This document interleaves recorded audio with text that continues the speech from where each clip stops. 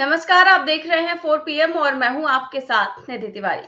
अब तक आपने देखा होगा और सुना भी होगा कि आचार संहिता का उल्लंघन करने पर चुनाव आयोग पार्टियों को या फिर नेताओं को, प्रत्याशियों को नोटिस भेजता है। लेकिन अब समय ऐसा आ गया है कि चुनाव आयोग को ही नोटिस भेजा जा रहा है। जी हाँ, सुप्रीम कोर्ट के एक वरिष्ठ वकील हैं, उन्होंने चुनाव आयोग को नोटिस भेजा है और जवाब मांगा है कि प्रधानमंत्री मोदी के बयानों को लेकर आप कार्रवाई क्यों नहीं कर रहे हैं। उन्होंने अपील भी की है कि पीएम मोदी के नफरती भाषणों, हिंदू मुस्लिम करने के जो भी भाषण है और लगातार जो वो झूठ फैला रहे हैं उसको लेकर चुनाव आयोग को कार्रवाई करनी चाहिए। साथ ही साथ ये बयान भी दिया है कि जो है चुनाव आयोग अगर ऐसा नहीं करता है तो सुप्रीम कोर्ट में कानूनी रूप से भी लड़ाई लड़ी जा सकती है। वकील का नाम है कालीस्वरम राज और उन्होंने ही साफ तौर पर चुनाव आयोग को नोटिस जारी किया है और जो है इसमें देखिए आप लिखा भी हुआ है कि चुनाव आयोग को नोटिस जो है भेजा है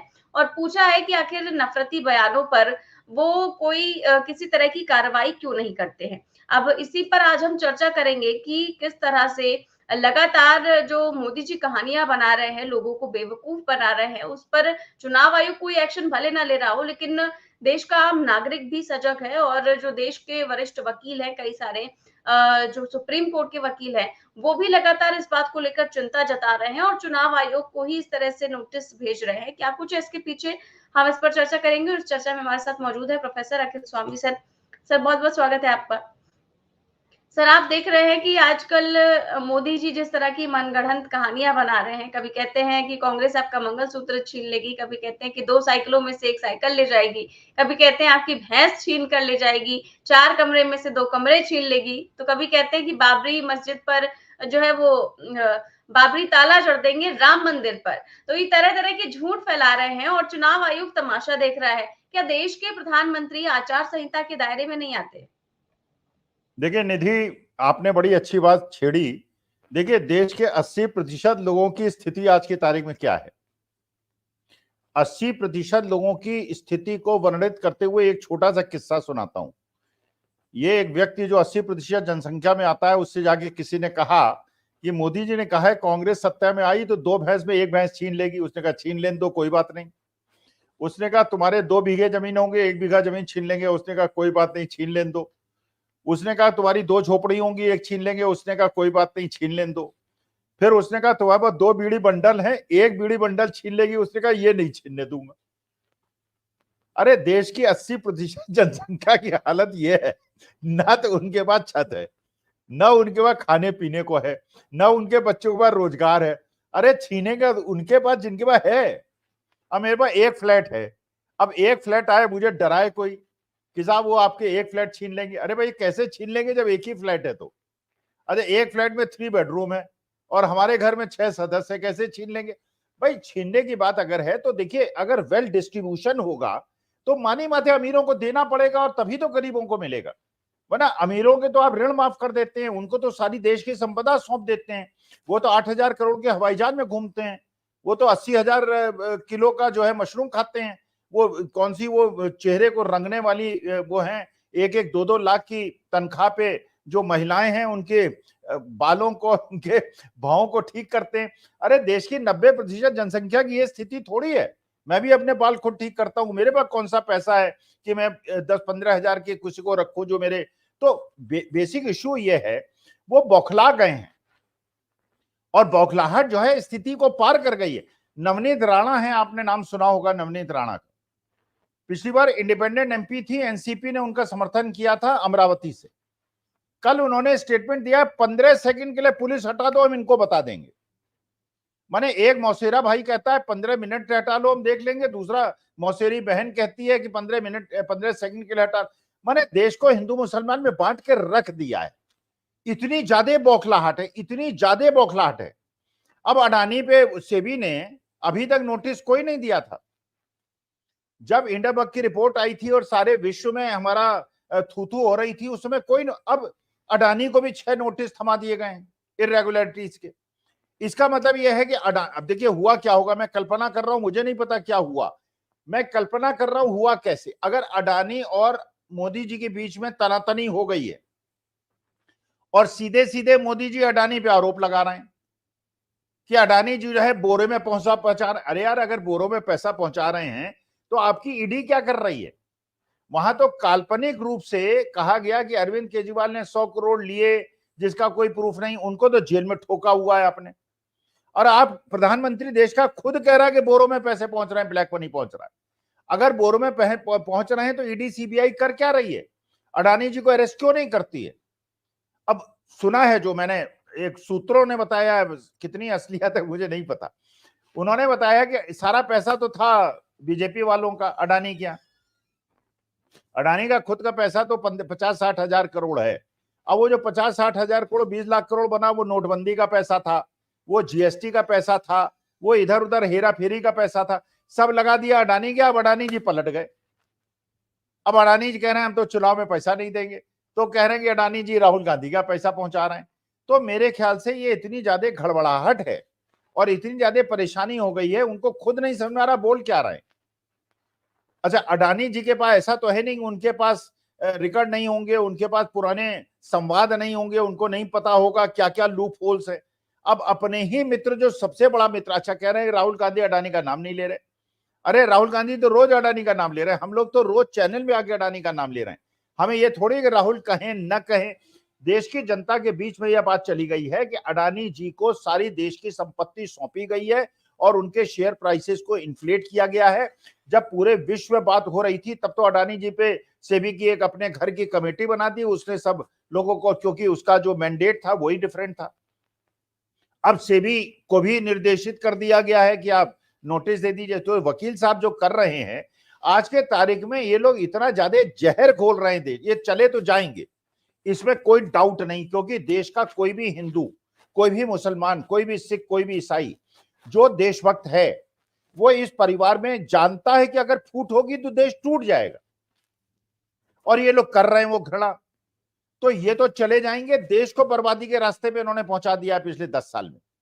तो मैं तो आपके जितने भी श्रोता दर्शक हैं, किसी धर्म जाति के हों, किसी जात के हों, कहां प्रदेश के हों, किस केरला के हों, पंजाब के हों, मुझे इससे कोई, हम हिंदुस्तानी हैं, हमारी केवल एक आइडेंटिटी, हम हिंदुस्तानी हैं। तो हम हिंदुस्तानियों को मिलजुल कर परिवार में एक दूसरे के प्रति जो ये लोग घृणा फैला रहे हैं, इनको गांव में घुसने से पहले, शहर में घुसने से पहले कीले गाड़ दीजिए, उनको मत घुसने दीजिए और इनसे प्रण करवाइए कि ये आगे से हिंदू मुसलमान नहीं करेंगे।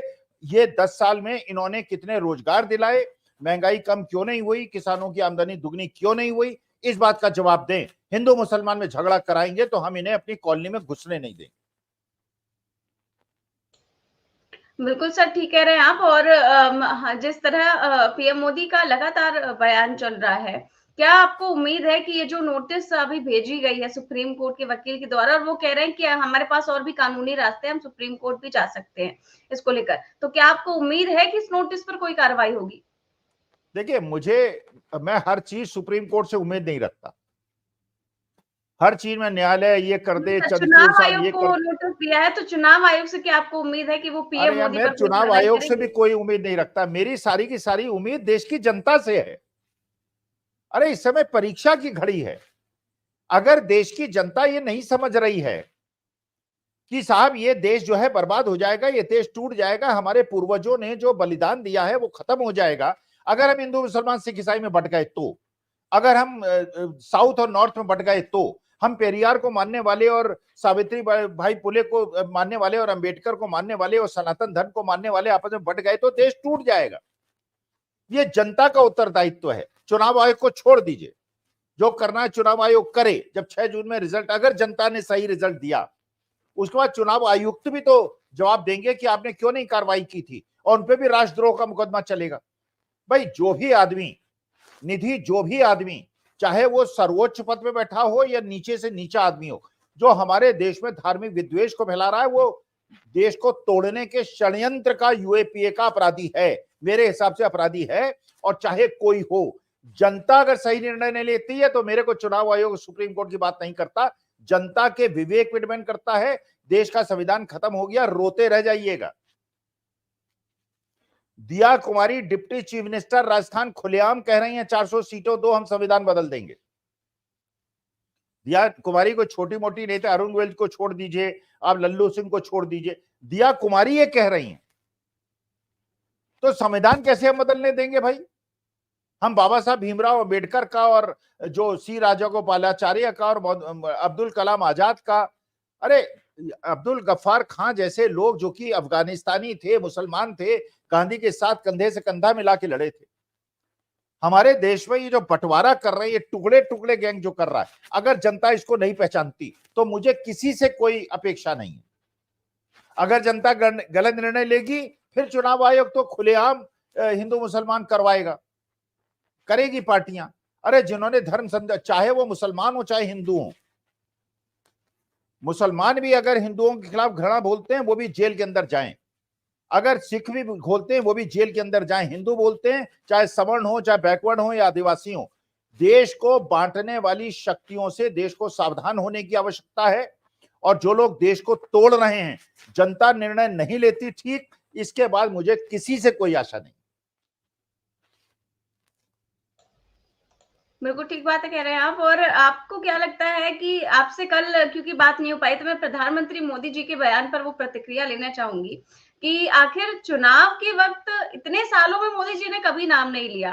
अडानी अंबानी का सीधे तौर पर नाम लेकर वो कह रहे हैं कि टेम्पो भर भर कर नोट भिजवाते हैं वो कांग्रेस के यहाँ। आखिर मोदी जी ने ऐसा क्यों कहा? वही मैंने पहले आपको एक्सप्लेन किया था। देखिए, अंबानी अडानी को मैं थोड़ा अलग अलग तरह से देखता हूं। अंबानी जी ने तभी लाखों लोगों को नौकरियां दी हैं। अंबानी जी का पिछला 50 साल का इतिहास है, उन्होंने अपने इन्वेस्टर्स को भी प्रॉफिट दिया है, बेनिफिट दिया है। मैंने किसी में रिलायंस इंडस्ट्री में अगर इन्वेस्टमेंट किया तो उसको नुकसान नहीं हुआ। अडानी जी की स्टोरी डिफरेंट है। अडानी जी एक बहुत छोटे से व्यापारी थे हिंदुस्तान के, 2013 तक 50-60 हजार करोड़ का मार्केट कैपिटलाइजेशन था। आज वो विश्व के तीसरे सबसे बड़े व्यापारी बना दिए गए, क्योंकि सारी सरकारी 40,000 लोगों को नौकरी देते हैं, रोजगार उपलब्ध नहीं कराया, केवल सरकारी जो संरक्षण था उसकी। अच्छा, मैंने पहले ही आपसे कहा वो बड़े बड़े नेताओं का पैसा है वहां पर। अंबानी इसके यहां लोगों ने इन्वेस्ट किया होगा, लेकिन अंबानी का, मुकेश अंबानी का खुद का 35% शेयर है। जो शेल कंपनीज की बात हो रही थी, जो हिंडनबर्ग ने कही थी, हवाला का पैसा जो आया था, जो सही की मनी लॉन्ड्रिंग थी, वो इसलिए कि पैसा तो इन्हीं का था। अडानी जी तो मुखौटा हैं। अच्छा, मुखौटे ने फेर लिया अपना चेहरा, अब वो कह रहा मैं पैसे नहीं दूं, जो मेरी कल्पना है। मैं ये नहीं कह रहा हूं मेरे पास प्रूफ है, कल कोई कहे कि साहब स्वामी जी प्रूफ दीजिए। मुझे जो लग रहा है वस्तु स्थिति को देखते हुए, सर्कमस्टेंशियल एविडेंसेस को देखते हुए, वरना अडानी जी ने सारे विचारों ने इन्हीं का पैसा इन्हीं को वापस कर दिया और उनके खिलाफ इन्होंने फ्रंट खोल दिया। इसका मतलब है ब्लैक मनी जो आप कहते थे नोटबंदी में खत्म हो गई, ब्लैक मनी खत्म नहीं हुई। आप 350 करोड़ की बात कर रहे थे वो साहू साहब के यहाँ, अब वो झारखंड के अंदर, यहां तो हजारों लाखों करोड़ों का मसला है। केवल पीएम केयर फंड की अगर जांच हो जाए, सारे ब्लैक मनी के डिस्कशन खत्म हो जाएंगे। किस किस का पैसा है, आपको ऐसा आंखें खुली की खुली रह जाएंगी। ड्रग स्मगलर्स का पैसा, पेडलर्स का पैसा उसमें मिलेगा। मैं कह रहा हूं है नहीं, मुझे नहीं पता, जांच होगी तो पता चलेगा। आरडीएक्स कैसे आया था पुलवामा के अंदर, हमारे वीर जवानों की शहादत कैसे हुई थी, जांच होगी तो पता चलेगा। षड्यंत्र था, हमारे वीर जवानों की शहादत कराई गई थी, लेकिन जांच होनी चाहिए। मैं आरोप नहीं लगा रहा हूं, मैं केवल सोच रहा हूं, क्योंकि भाई अगर मैं भी होम मिनिस्टर होता, प्राइम मिनिस्टर होता निधि, तो जिस दिन ये पुलवामा हुआ था उसी दिन जांच बिठाता और ये पता चलाता आरडीएक्स पहुंची कैसे हो, कौन दोषी है, उनको फांसी पे चढ़ाता। नहीं हुआ, आज तक नहीं पता आरडीएक्स कैसे आई। किरण भाई पटेल एक अहमदाबाद का रहने वाला आदमी पूरे कश्मीर में घूमा, Z+ सिक्योरिटी लेके घूमा, पूरी पुलिस की वैन्स लेके घूमा, सिक्योरिटी ऑफिसर से मिला, एडमिनिस्ट्रेशन से मिला, आर्मी ऑफिसर से मिला, बॉर्डर पे रहा, और बाद में निकला वो फर्जी आदमी था। Z+ सिक्योरिटी किसी को मिल सकती है? हिंदुस्तान में 50-60 लोगों के पास Z+ सिक्योरिटी है, किरण भाई पटेल को मिल गई। अभी तक प्रोज्वल रमन्ना वापस नहीं आए हैं, और माननीय मोदी जी जाके वहां पे कर्नाटका में जो है वो अपना अडानी अंबानी के खिलाफ बोल रहे हैं। अरे प्रोज्वल रमन्ना पे भाई साहब एक शब्द तो बोल दो। मणिपुर में नहीं बोले, चलो हम नहीं जानते, अरे पी पे बोल दो यार, LMNOP पी जो है उस पे बोल दो, प्रोजल रमन्ना पे बोल दो, SD रमन्ना पे बोल दो, SD देवेगौड़ा ने अपने बेटे और पोते को कैसे संस्कार दिए हैं उस पे बोल दो, क्योंकि वो आपके सहयोगी है, उस पे नहीं बोलेंगे। अडानी जी पे चढ़ गए जाके। अरे अडानी, आज की स्थिति निधि यह है फाइनेंशियल वर्ल्ड की, पूरे विश्व में अडानी अंबानी की छवि को जितना मोदी जी ने खराब कर दिया है, अगर ये दोनों कंपनियां कोलैप्स हो गई, हिंदुस्तान कोलैप्स कर जाएगा। जानती है कितना लोन है अडानी अंबानी पे? करोड़ों इन्वेस्टर्स का पैसा लगा हुआ है। हमारी अर्थव्यवस्था चौपट हो जाएगी। और देश का प्रधानमंत्री अपने देश के सबसे बड़े जांच नहीं करा रहे और आरोप लगा रहे हैं। इसका माने पूरे विश्व में होगा यार। जब हम हिंडनबर्ग कह रहा था तब तो कह रहे थे जॉर्ज सोरोस ने कराया है, अब खुद कह रहे हो वो घूसखोर है, वो घूस देता है, बोरों में पैसा भेजता है। खुद ही तुम अडानी पे लगा रहे हो आरोप और तुम्हारी एजेंसी साफ बैठी है। 24 घंटे हो गए, अभी तक तो अडानी जी शुड हैव बीन अरेस्टेड। बिल्कुल सर, और इसी को लेकर राहुल गांधी ने भी कल रात एक अपना वीडियो जारी किया है, और क्या कुछ कहा है, मैं एक बार वीडियो सुनाना चाहूंगी। थोड़ा सा घबराए गए क्या? नॉर्मली आप बंद कमरों में अदानी जी अंबानी जी की बात करते हो, पहली बार आपने पब्लिक में अदानी अदानी अंबानी बोला। और आपको ये भी मालूम कि ये टेम्पो में पैसा देते हैं। क्या ये आपका पर्सनल एक्सपीरियंस है क्या? एक काम कीजिए, CBI को इनके पास भेजिए ना, पूरी जानकारी करिए, इंक्वायरी कराइए, जल्दी से जल्दी कराइए, घबराइए मत मोदी जी। और मैं देश को फिर से दोहरा के कह रहा हूं, जितना पैसा नरेंद्र मोदी जी ने इनको दिया है ना, उतना ही पैसा हम हिंदुस्तान के गरीब लोगों को देने जा रहे हैं।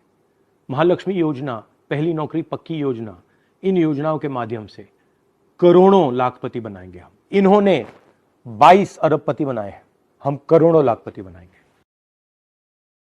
तो आपने सुना सर, बहुत ही आक्रामक अंदाज, लेकिन शब्द बेहद शालीन है।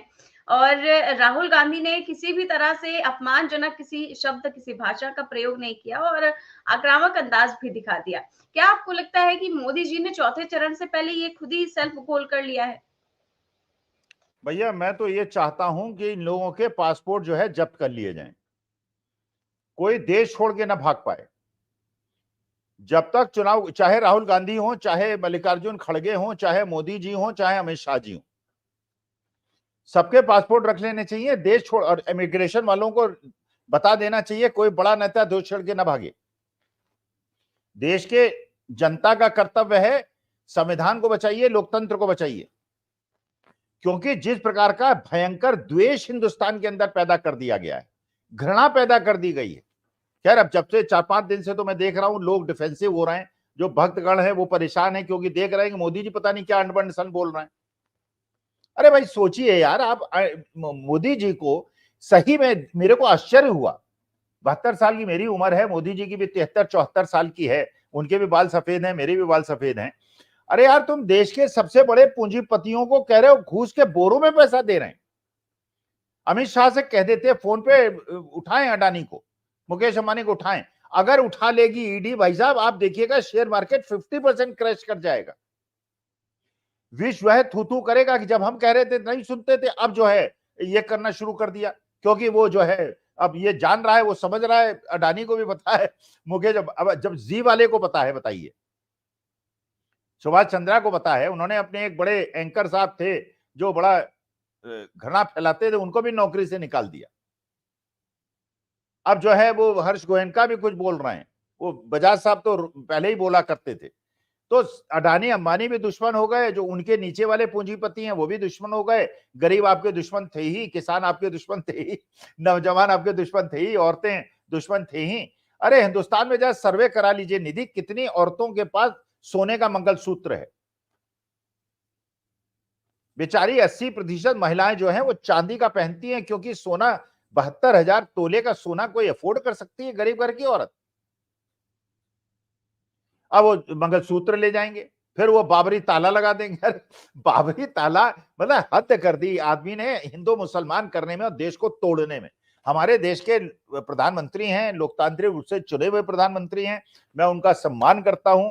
जब वो कहते हैं सबका साथ सब विकास, तो मुझे अच्छा लगता है। लेकिन जब वो हिंदू मुसलमान करते हैं और ये सारी बातें करते हैं तो मुझे गुस्सा आता है।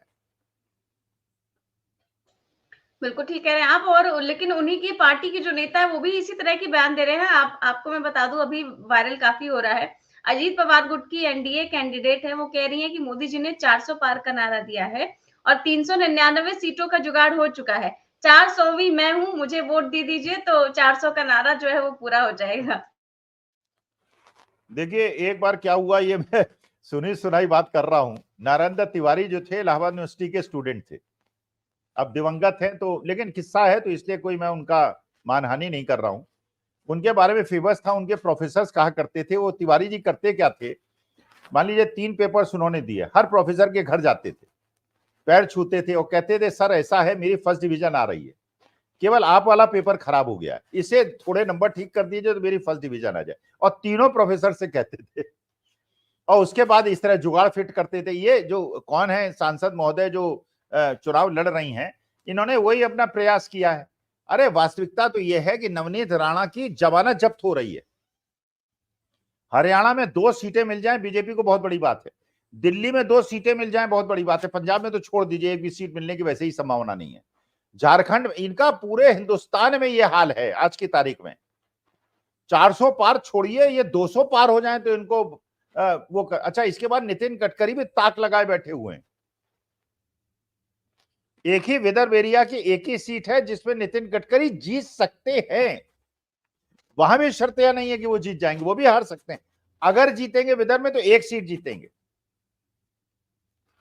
और नितिन गडकरी क्या खेल करेंगे, वसुंधरा क्या खेल करेंगी, ये अभी आप वेट कीजिए। सारे वसुंधरा के लोग जो है पूरी तरह से इंडिया गठबंधन का समर्थन कर रहे हैं, बीजेपी के अंदर भीतर घात कर रहे हैं। तो ये तो उनकी बात छोड़ दीजिए, वो तो बेचारी क्या करें, अब वो लड़ गए इलेक्शन, अब पैसा भी खर्च कर दिया, और ये भी नहीं समझ में आ रहा है कि इलेक्शन के बाद जब इंडिया की गवर्नमेंट बनेगी, जिसकी ज्यादा संभावना है, फिर इसके ये जो गौरव वल्लभ साहब गए हैं इनसे भी पूछा जाएगा, राधिका खेड़ा जी से भी पूछा जाएगा, क्या छत्तीसगढ़ में आपकी माताजी की कंपनी को फिल्म स्टूडियो बनाने के लिए सरकार ने कॉन्ट्रैक्ट दिया था और उसके पैसे रोक लिए थे, इसलिए आपको बीजेपी में पूछेगी? क्या है मुझे नहीं पता। गौरव वल्लभ को बड़ा वहां पे लड्डू मिलने वाला, राज्यसभा की सीट मिलने वाली है। 1 महीने के बाद अगर जनता सही निर्णय लेगी, पछताएंगे ये लोग। इन्होंने पीठ में छुरा भोंका है, अपने सिद्धांतों से समझौता किया है, अफजल खां की तरह इन्होंने काम किया है जो शिवाजी के साथ उन्होंने किया था।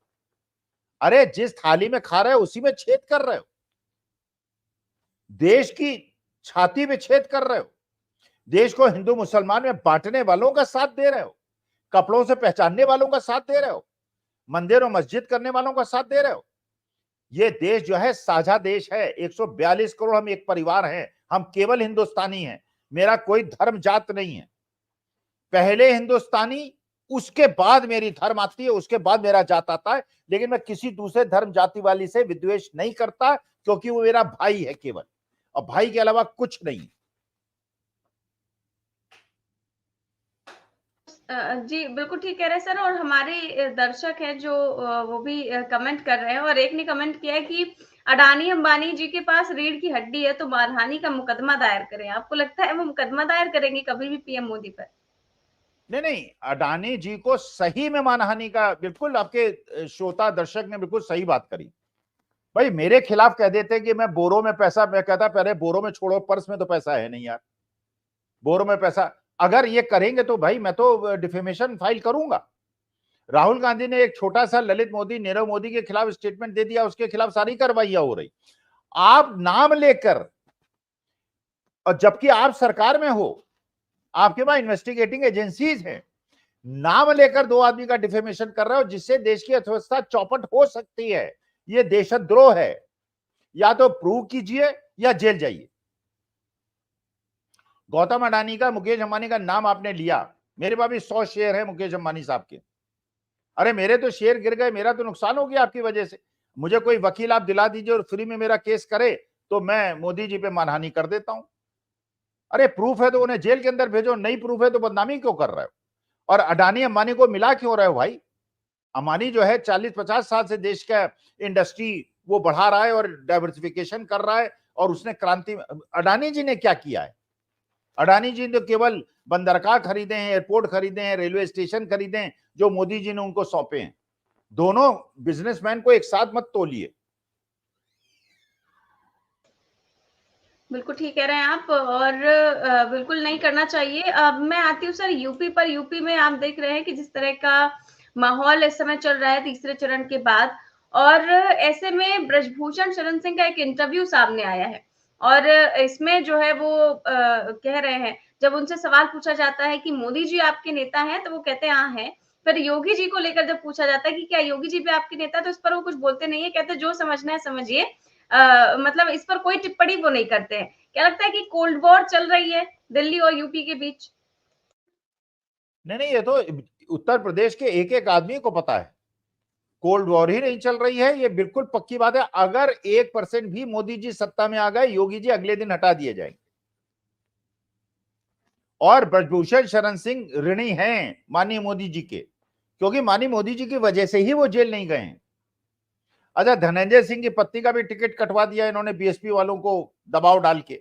अब धनंजय सिंह भी खार खाए बैठे हैं। अच्छा, ये सब राजपूत लोग हैं, क्षत्रिय हैं। अब क्षत्रियों को ये तो भाई अपने समाज में रहना है, तो ये सोचना पड़ेगा ना कि जो राजकोट के अंदर रूपाला साहब ने किया है और जो पश्चिम के राजपूतों ने प्रण खाया है, प्राण जाए पर वचन न जाई, तो धनंजय सिंह अगर अपने समाज के साथ रहने चाहते हैं तो क्या वो कर लेंगे? लेकिन वो चुप इसीलिए रह गए क्योंकि युद्ध तो देखिए चल रहा है और योगी जी भी अपनी तरफ से पूरा प्रयास कर रहे हैं कि उनकी सरकार यूपी की बनी रहे और दिल्ली की सरकार जो है दूसरी आ जाए। समझौता भी हो सकता है, हो गया हो अखिलेश यादव में, योगी जी में, कि बेटा जब दिल्ली के अंदर तुम्हारी सरकार बने तो मुझे मत छेड़ना, मैं तुम्हारा समर्थन करूंगा, तुम्हें जिताऊंगा। सर एक सवाल आया है कि स्वामी जी एक बात समझ नहीं आ रही है कि कांग्रेस वाले इन पैसों वालों का नाम लेकर कुछ बोले तो भी मोदी जी को तकलीफ है, और अब कुछ नहीं बोल रही हैं तो भी मोदी जी को तकलीफ है। तो बोल तो रही है कांग्रेस, ये भी मैं करेक्शन कर देना चाहती हूँ कि राहुल गांधी लगातार अडानी अंबानी पर हमला बोल रहे हैं, लेकिन इनका जवाब क्या देना चाहेंगे आप? नहीं नहीं, बोल ही रहे हैं भाई। ये तो देखिए, मुझे लगता है जो बड़ा गंभीर इशू है, एक तो बहुत बड़ा डिफेमेशन किया है इन्होंने, और तुरंत अडानी जी में जरा भी आत्मसम्मान बचा हुआ है तो उन्हें तुरंत एक डिफेमेशन फाइल करना चाहिए। क्योंकि अच्छा, जितने भी शेयर होल्डर्स हैं अडानी या अंबानी के, भाई आप किसी कंपनी को, एक पब्लिक लिमिटेड कंपनी को, एक लिस्टेड कंपनी को इतना बड़ा आरोप लगाते हैं। भाई देखिए, जो लिस्टेड कंपनी होती है निधि, वो निजी कंपनी नहीं होती है, वो एक मालिक की या अडानी की कंपनी नहीं है। अडानी एंटरप्राइज, रिलायंस इंडस्ट्री अंबानी जी की घर की संपत्ति नहीं है।